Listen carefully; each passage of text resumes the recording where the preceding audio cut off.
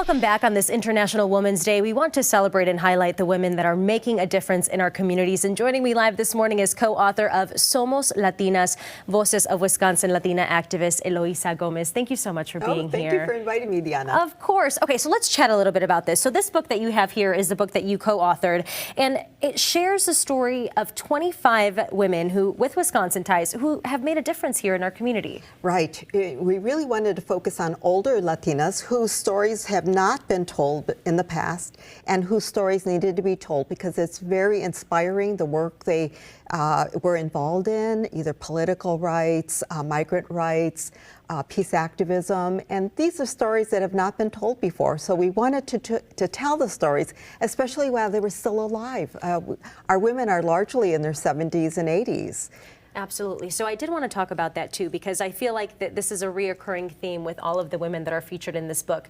Latinas in general are very active in their community. They, go a long way to make sure that their voices are heard. However, their stories are often not told. Why is that? It really does mirror the story of women's history overall, which is who writes the books.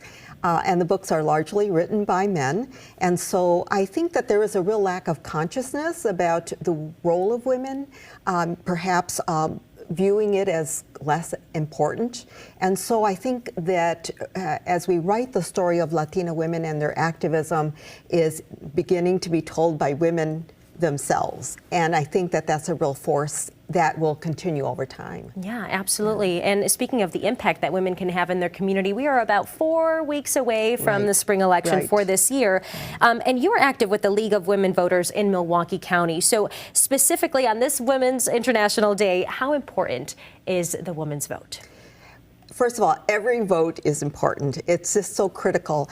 And I think women have accepted a role of really promoting the vote. And I think that we can expand that role further. I think people vote because they ask other people, who should I vote for? What are the issues? And women have traditionally played a role in that, and I think we're going to continue to play a role in that. We're much more involved in politics than we've ever been, and I think that's a really good trend. Yeah, absolutely. What tools and resources are out there for our community?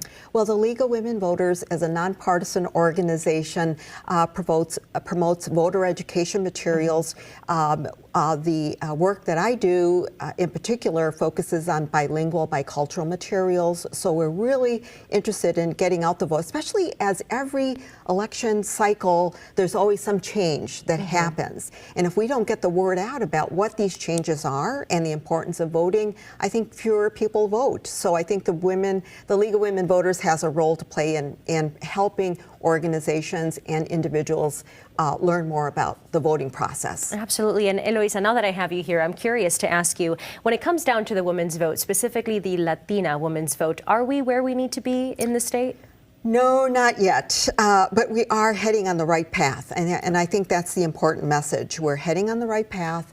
We have a long way to go, and I think the thing is that women really want to work together to create that change. So I'm really optimistic about what we'll see in the near future. Yeah, and like you said, every single vote counts. Thank you so much for being here. We really appreciate it.